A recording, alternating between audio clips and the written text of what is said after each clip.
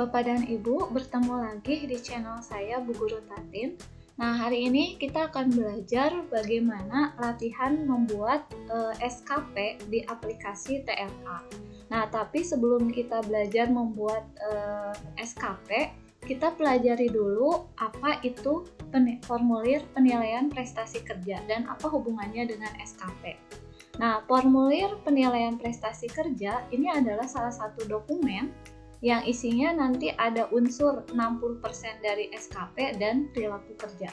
Di mana dokumen ini kita pergunakan untuk yang pertama kenaikan pangkat, yang kedua adalah salah satu syarat untuk pensiun. Nah, di mana untuk kenaikan pangkat, formulir penilaian prestasi kerja minimal predikatnya ada di posisi baik. Jadi ketika cukup berarti dia harus mengulang 1 tahun lagi untuk mendapatkan predikat baik. Nah, karena ini sangat penting maka kita perlu memahami predikat baik itu dapat dari mana. Nah, predikat baik itu dapat dari 60% dari penilaian SKP dan 40% dari perilaku kerja. Oke, Bapak dan Ibu, saya ulangi kembali bahwa formulir penilaian prestasi kerja ini dipergunakan untuk satu, kenaikan pangkat, dan yang kedua untuk salah satu syarat pensiun. Nah, untuk kenaikan pangkat minimal nilai prestasi kerja ada di predikat baik. Untuk mendapatkan predikat baik itu yang pertama dinilai dari 60% dari penilaian SKP dan 40%-nya dari perilaku kerja. Nah, untuk yang 40% dari perilaku kerja itu didapat dari mana? Nah, untuk 40% perilaku kerja didapat dari kehadiran KAMOB, yang kedua dari kuesioner yang kita isi setiap bulannya di TRK, dan peer review 360 yang kita isi setiap bulannya di aplikasi TRK. Nah, jadi Bapak dan Ibu harus setiap hari mengabsen di KAMOB, lalu mengisi peer review 360 di aplikasi TRK, dan kuesioner di aplikasi TRK. Nah, lalu untuk sasaran kerja pegawai atau yang dinamakan SKP ini diambil 60%. Nah, inilah yang nanti kita akan pelajari bagaimana cara pembuatan SKP, karena ini menduduki posisi yang lumayan besar, yaitu 40%, agar nanti penilaian prestasi kerja kita ada di posisi nilainya baik. Nah, Bapak dan Ibu, untuk SKP sendiri nanti kita akan bagaimana membuat formulir kerja seperti ini. Jadi ini kita menentukan pembuatan formulir, lalu pembuatan target dan realisasi sehingga didapatkan nilai. Misalkan di sini nilai 56 yang nanti masuk ke dalam penilaian nilai prestasi kerja. Oke, Bapak dan Ibu, semoga itu dipahami dulu sehingga Bapak dan Ibu punya pemahaman dulu kenapa kita harus KAMOB, kenapa kita harus mengisi peer review 360, dan kenapa kita harus mengisi kuesioner, dan kenapa kita harus melakukan SKP. Itu untuk formulir penilaian prestasi kerja.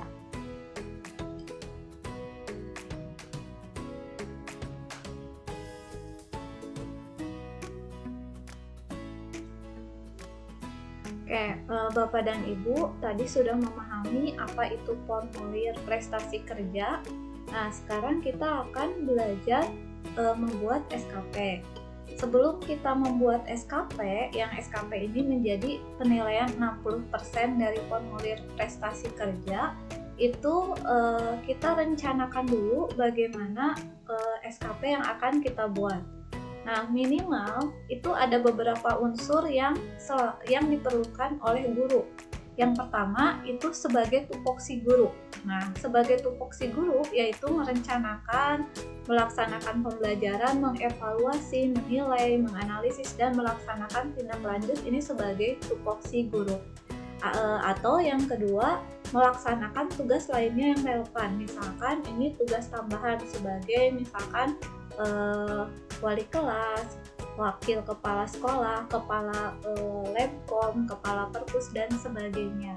Lalu yang ketiga, melaksanakan pengembangan diri. Nah, pengembangan diri ini seperti seminar-seminar yang Bapak Ibu targetkan mau ada berapa. Lalu yang keempat, melaksanakan publikasi ilmiah, yaitu misalkan membuat makalah, membuat PTK, membuat buku, dan sebagainya. Dan yang kelima, melaksanakan karya inovatif. Karya inovatif ini bisa dibuat atau bisa tidak, jadi bisa cukup publikasi ilmiah saja, atau kita juga bisa menyertakan karya inovatif. Dan yang keenam, membimbing siswa dalam praktek kerja atau PKL. Yang ketujuh adalah pengawas ujian nasional. Misalkan dalam 1 tahun kita menargetkan seperti ini, di mana ini ada angka-angka kreditnya. Untuk yang melaksanakan pembelajaran itu bisa dilihat di nilai PKG, dan nilai PKG harus disesuaikan dengan golongannya. Misalkan golongan 3A, ya berarti nilai PKG-nya berarti nanti di sini tulis angka kreditnya 10,5, itu kalau standar baik. Jadi ini kita ambil standar yang baik dulu. Lalu yang 3B itu 9,5 dan yang 3C 20,5. Nah, kalau misalkan kita di 3D, berarti kita standarkan di 19,5. Lalu melaksanakan tugas lain yang relevan, ini nilainya 0,5 dari 19,5. Jadi 5% dari nilai pelaksanaan pembelajaran atau nilai PKG. Untuk melaksanakan pengembangan diri, kita targetkan berapa? Misalkan kalau dalam 1 tahun kita akan mengikuti 1 seminar, ya berarti cukup 1. Tapi kalau misalkan kita 2 seminar, berarti di sini kita bisa ganti dengan angka 2. Lalu melaksanakan publikasi ilmiah, itu kita mau membuat apa dalam 1 tahun? Misalkan dalam 1 tahun kita buat makalah saja, berarti nilainya 2. Lalu melaksanakan karya inovatif. Nah, kalau karya inovatif yang kita buat sederhana, berarti kita prediksikan 2. Lalu membimbing siswa dalam praktek kerja, berarti 0,17, dan pengawas ujian nasional ada di nilai 0,08. Nah, ini angka kredit ini Bapak dan Ibu bisa lihat di buku 4 panduan PKG. Nah, dari setelah kita buat ini, baru kita nanti akan masuk ke dalam pembuatan SKP secara online.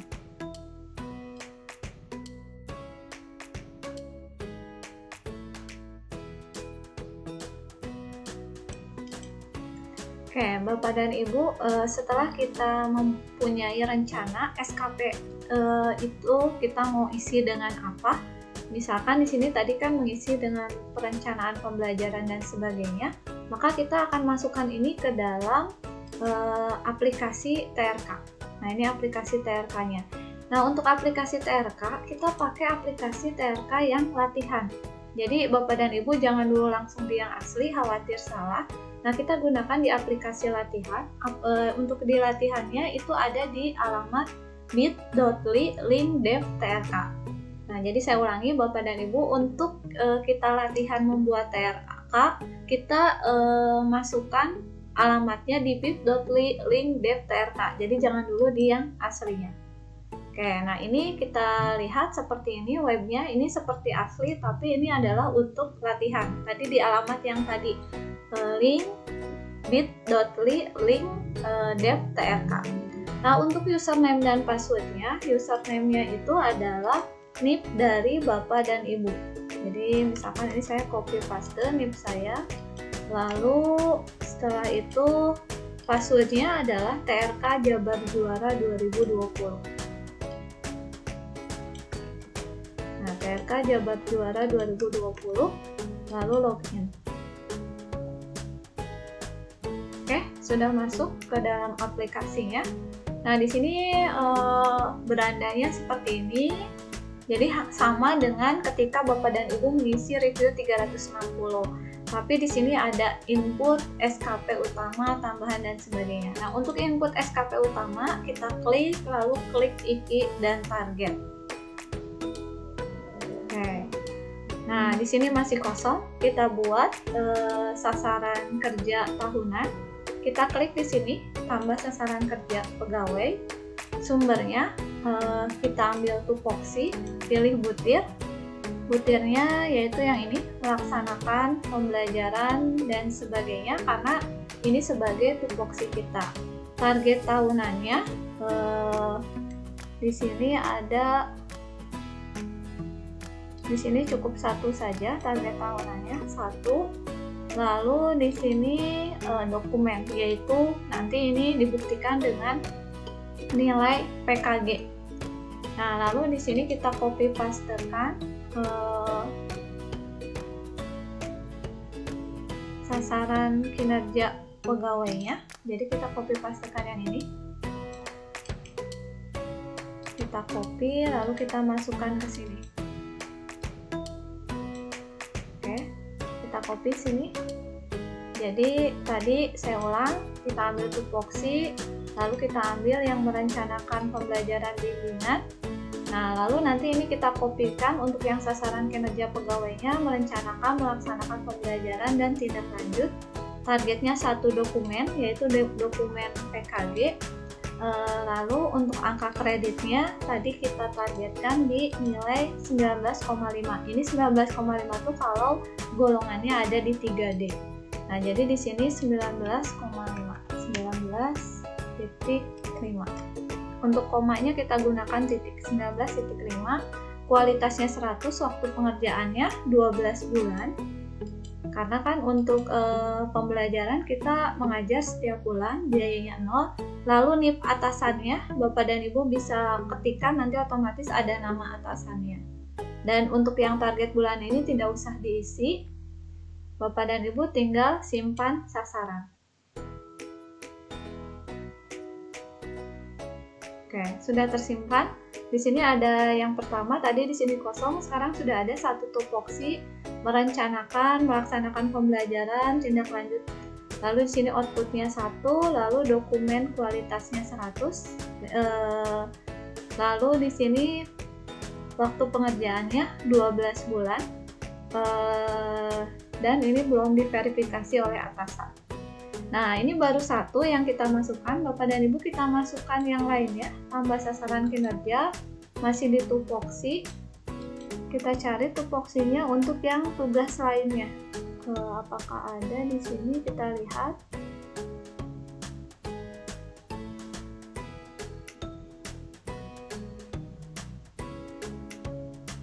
Oke, Bapak dan Ibu tidak ada. Kita bisa pakai yang ini dulu, butirnya. Lalu di sininya kita copy pastekan yang melaksanakan tugas lainnya yang relevan dengan fungsi sekolah, yaitu di sini misalkan wali kelas, atau misalkan jadi wakasek. Nah, untuk target tahunannya ini 1. Lalu karena masih satu dokumen, masih nilai PKG, angka kreditnya 5% dari 19,5 dari nilai PKG, itu 0,975. Kita ketikkan di sini 0,975.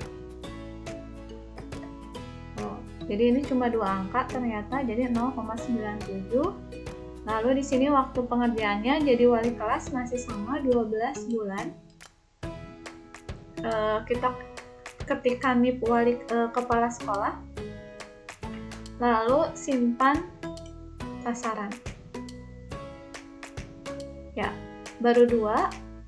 Oke, saya tambahkan lagi sasaran kinerjanya. Kita masuk ke IKI, lalu butirnya. Nah, sekarang di IKI, butirnya tadi kan pengembangan, kita mau memasukkan melaksanakan pengembangan diri.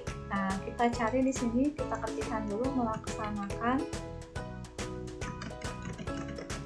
atau kita ketik pengembangan diri. Pengembangan diri. Tidak ada, kita cari lagi.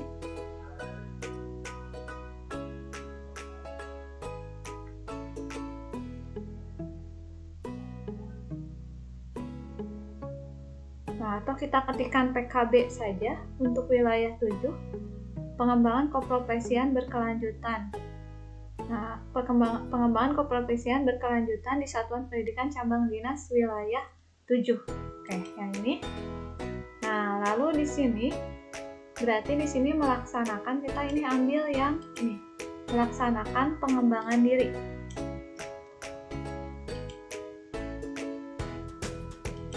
Kita ambil sasaran kinerjanya, melaksanakan pengembangan diri.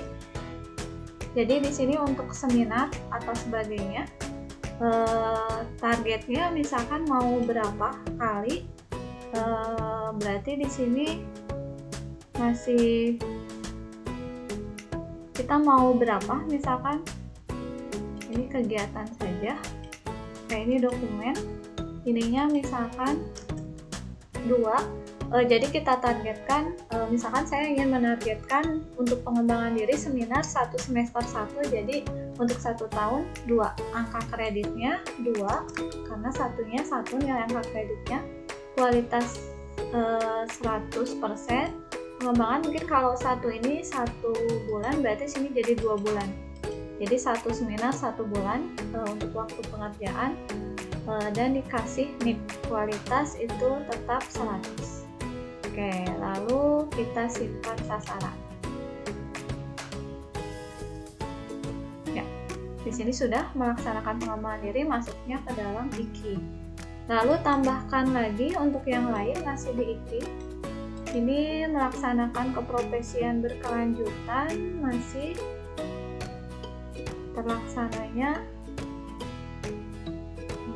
Kita cari di sini.